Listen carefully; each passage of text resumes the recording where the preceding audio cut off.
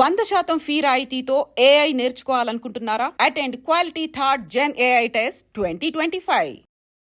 America dollar dreams and మన Indians అయితే చాలామంది ఇప్పటికీ కూడా అమెరికాలో ఏమైనా ఉద్యోగాలు పోతున్నాయైనా లేకపోతే ఇంకోటి చెప్పినా ట్రంప్ వచ్చిండు అసలు అందరినీ బయటికి పంపించేస్తున్నాడు, ఎవరిని ఉంచడు అని ఎంత చెప్పినా ఏం చెప్పినా సరే కొంత స్లో డౌన్ అయిందేమో.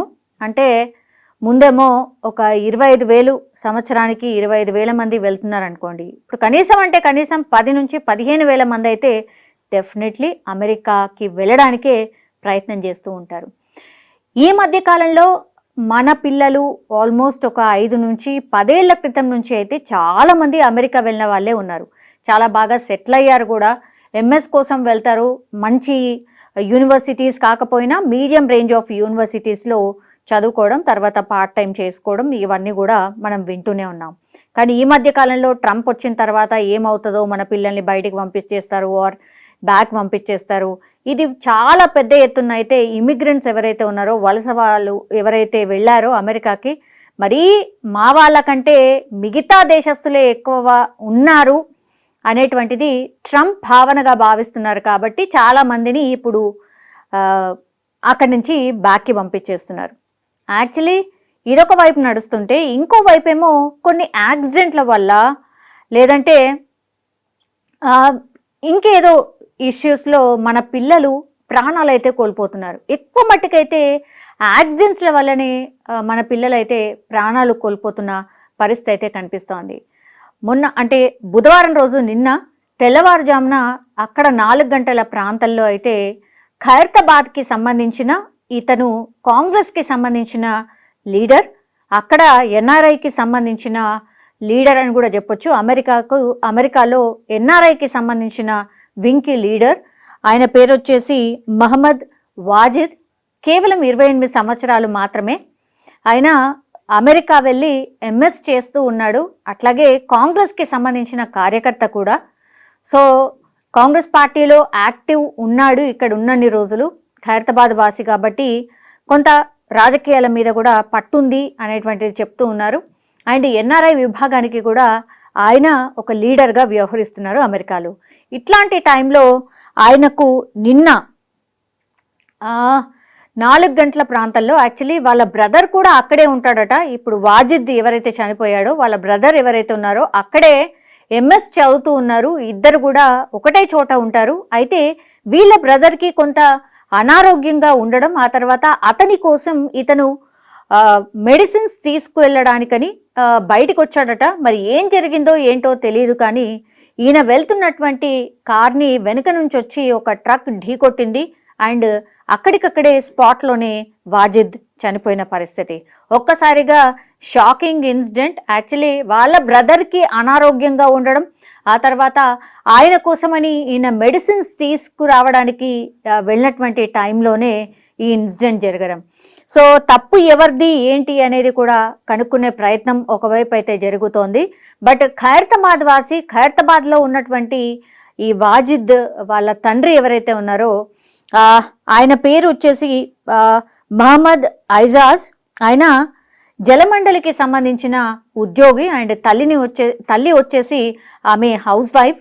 కానీ ఈ ఇన్సిడెంట్ తర్వాత వాళ్ళు ఒక రకంగా షాక్లో ఉండిపోయిన పరిస్థితి. ఎందుకంటే మొన్ననే ఒక వారం రోజుల క్రితమే వీళ్ళిద్దరికీ కూడా వీసా వచ్చింది, మీరు రండి అమెరికాకు అని వీసా శాంక్షన్ చేయించుకొని అమెరికాకు పిలిపించుకునే టైంలోనే వాళ్ళ కొడుకే లేకుండా పోయాడు అనేటువంటిది ఇప్పుడు తల్లిదండ్రులైతే అసలు కన్నీరు మిన్నూరుగా విలపిస్తున్నటువంటి సిచ్యువేషన్ అయితే కనిపిస్తోంది. కేవలం ఒక వారం క్రితమే మాకు వీసా వచ్చింది, మేము ఇంకా నెక్స్ట్ మంత్ అట్లా మా పిల్లల దగ్గరికి వెళ్ళాలనుకుంటున్నాం. అట్లాంటిది నిన్న తెల్లవారుజామున ఈ ఇన్సిడెంట్ అయితే జరిగింది. మేము అసలు ఎట్లా బతకాలి ఏంటి అంటూ తల్లిదండ్రులు ఏడుస్తున్న పరిస్థితి అయితే కనిపిస్తోంది. బట్ ఇట్లా పిల్లలైతే అంటే అనుకోని సంఘటనల వల్ల ఇట్లా అమెరికాలో చదువుతున్నటువంటి పిల్లలైతే చనిపోతున్న వార్తలు ఈ మధ్య కాలంలో చాలా అంటే చాలా వస్తూ ఉన్నాయి. సో అమెరికా అంటేనే ఆర్ వేరే విదేశాలు అంటేనే, వేరే దేశం అంటేనే భయపడిపోయే పరిస్థితి అయితే చాలా పెద్ద ఎత్తున ఈ మధ్య కాలంలో వస్తున్నటువంటి వార్తల వల్ల మనం వింటూనే ఉన్నాం. ఒకవేళ అక్కడ యాక్సిడెంట్ జరిగో ఇంకే విధంగానో మన పిల్లలు చనిపోతే మాత్రం నిజంగా ఇక్కడి నుంచి అక్కడికి వెళ్ళడానికి ఎంత ప్రాసెస్ ఆర్ వాళ్ళ బాడీని ఇక్కడికి తీసుకురావడానికి కూడా చాలా పెద్ద ప్రాసెస్. వాళ్ళు ఈరోజు చనిపోయారు అనేటువంటిది తెలిసాక పూర్తిగా ఆ దేశం కావచ్చు, ఈ దేశం కావచ్చు, ఆ కమ్యూనికేషన్ కావచ్చు, సో అవంతా ప్రాసెస్ కావడానికి దగ్గర దగ్గర 10 నుంచి 15 రోజుల టైం అయితే మినిమం పడుతోంది. సో వాళ్ళ పిల్లల కోసం వాళ్ళ కోల్పోయిన వాళ్ళ కోసం ఎదురు చూసి చూసి పాపం ఎవరైతే ఉన్నారో వాళ్ళ కుటుంబ సభ్యుల వేదన మాత్రం అంతా ఇంత కాదు అని కూడా చెప్పొచ్చు. సో మా కొడుకు మ్యారేజ్ కూడా చేద్దాం అనుకున్నాం, 28 సంవత్సరాలు, ఇంకా స్టడీస్ కూడా పూర్తయిపోయాయి.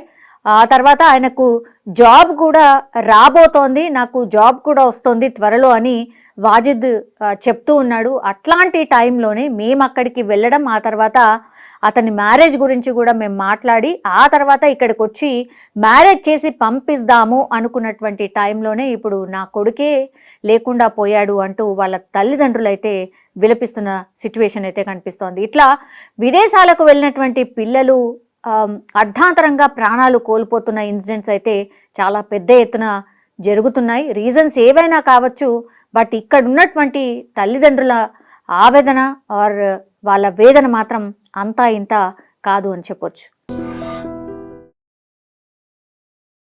100% ఫీజు రాయితీతో ఏఐ నేర్చుకోవాలనుకుంటున్నారా? Attend quality thought gen AI test 2025. కాసేపటి క్రితమే ఇది ఒక బ్రేకింగ్ వార్త అని కూడా అనుకోవచ్చు. ఎందుకంటే రోజులాగానే వాళ్ళు పనికని వెళ్ళారు అండ్ వాళ్ళు రోజు కూలీలు కూడా రోజు చేసుకున్నటువంటి కూలీ పనిలో భాగంగానే వాళ్ళు కూడా కూలీ పని కోసం వెళ్ళినటువంటి పరిస్థితి. వాళ్ళు పని చేస్తున్న క్రమంలోనే ఎవరు కూడా అనుకోనటువంటి ఘటన జరిగింది. రోజు కూడా ఈ కూలీలు గవర్నమెంట్ తీసుకొచ్చినటువంటి ఈ పథకం ద్వారా ఎంతో కొంత అంటే కూలీ పనికైతే చాలామంది వెళ్తూ ఉంటారు. అందులో భాగంగానే ఈరోజు కూడా సిద్దిపేటలో ఉన్నటువంటి ఇద్దరు కూలీలు, తల్లి అండ్ కూతురు. తల్లి ఏమో సరోజన, ఆమె పేరు సరోజన అండ్ ఆమెకు 45 సంవత్సరాలు, అండ్ మమత ఆమె కూతురు పేరు 28 సంవత్సరాలు అన్నమాట. సో వీళ్ళిద్దరు కూడా మహాత్మా గాంధీ జాతీయ హామీ పథకంలో భాగంగా ఈరోజు కూలీ పనికి రోజులాగే వెళ్ళడం జరిగింది. అందులో భాగంగా వాళ్ళకి ఈరోజు కేటాయించినటువంటి పని ఏంటంటే మట్టిని తవ్వడం అన్నమాట. సో మట్టి తవ్వుతున్న క్రమంలోనే పూర్తిగా ఆ మట్టి పెళ్ళలు పూర్తిగా అంటే పెద్ద పెద్ద బండరాళ్ళు ఉన్నాయి. మట్టిని కింద తవ్వుతున్నటువంటి క్రమంలోనే ఆ పైన ఉన్నటువంటి బండరాళ్ళు ఏవైతే ఉన్నాయో అవి జారి వీళ్ళిద్దరి మీద కూడా పడటం జరిగింది. అండ్ అవి కొంత చాలా పెద్దగా ఉన్నటువంటి బండరాళ్ళు, మరి చూసుకోలేదా ఏంటా తెలీదు. ఈ మహాత్మా గాంధీ జాతీయ హామీ పథకంలో భాగంగా అయితే కొన్ని ప్రాంతాలని ఎంపిక చేసుకొని అక్కడ కూలీ పనులు సాగిస్తూ ఉంటారు. వీళ్ళకు ఒక సూపర్వైజర్ కూడా ఉంటారు. అక్కడ ఏమేం పనులు ఉన్నాయి ఏంటి అనేది చెప్పి అక్కడ రోజు పని చేయిస్తూ ఉంటారు. అందులో భాగంగా ఈ తల్లి కూతుర్లు కూడా సిద్దిపేటలో ఉన్నటువంటి ఈ ఉపాధి కూలీ పనిలో భాగంగా అక్కడికి వెళ్ళడం జరిగింది. కానీ చూసుకోలేదా మరి ఏమైందా తెలీదు. పూర్తిగా మట్టిని తవ్వుతున్నటువంటి క్రమంలోనే ఈ పెద్ద పెద్ద బండరాళ్ళు ఏవైతే ఉన్నాయో తల్లి కూతుళ్ళ మీద పడటం, ఆ తర్వాతనే వీళ్ళిద్దరు కూడా అక్కడ బండరాళ్ళు మీద పడ్డటువంటి పరిస్థితిలో అక్కడ మిగతా కూలీలు ఎవరైతే ఉంటారో వాళ్ళు కూడా వాళ్ళని రక్షించే ప్రయత్నం కూడా చేశారు. బండరాళ్ళు ఒక్కసారి వీళ్ళిద్దరి మీద పడిపోవడంతో వాళ్ళకు కూడా కొంత సమయం పట్టింది. చాలా పెద్ద బండరాళ్ళు కావడంతో కూడా అక్కడ ఉన్నటువంటి కూలీలు కూడా వాటిని జరపడానికి ఇంకొంత సమయం పట్టింది.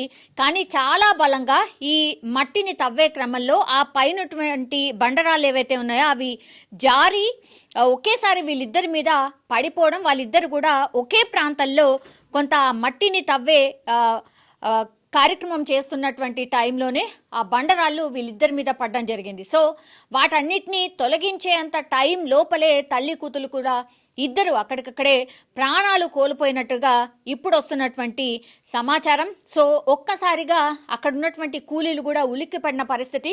ఎందుకంటే పొద్దున్నే వీళ్ళు పని కోసం వెళ్తూ ఉంటారు కాబట్టి రోజులాగానే పని కోసం వెళ్ళారు, కానీ వాళ్ళ జీవితంలో ఇది చివరి రోజు అవుతుంది అని తల్లి కూతుర్లు కూడా అనుకొని ఉండరు. వీళ్ళు సిద్దిపేటకు సంబంధించిన వాసులు అండ్ రోజు కూలీ చేసుకొని బతికే వాళ్ళు ఒక్కసారిగా ఇంత పేద కుటుంబం వాళ్ళు ఇట్లా చనిపోవడంతో అక్కడ ఉన్నటువంటి వాళ్ళు కూడా పూర్తిగా ఒక రకంగా అవాక్కైన పరిస్థితి అయితే కనిపిస్తోంది. అండ్ అక్కడ ఉన్నటువంటి వాళ్ళు త్వరగా స్పందించి ఆ తర్వాత అంబులెన్స్కి కావచ్చు లేదంటే పోలీసులకు కావచ్చు సమాచారం ఇవ్వడంతో అంబులెన్స్ ద్వారా వాళ్ళని దగ్గరలో ఉన్నటువంటి హాస్పిటల్కి తీసుకువెళ్లే లోపలే వాళ్ళిద్దరు కూడా చనిపోయినట్టుగా డాక్టర్లు నిర్ధారించిన సిచ్యువేషన్ అయితే కనిపిస్తోంది. పొద్దున్నే సిద్దిపేటలో ఇట్లాంటి ఘటన జరగడంతో అయితే ఒక విషాదకరమైనటువంటి వాతావరణం అయితే ప్రస్తుతం అక్కడ కనిపిస్తోంది.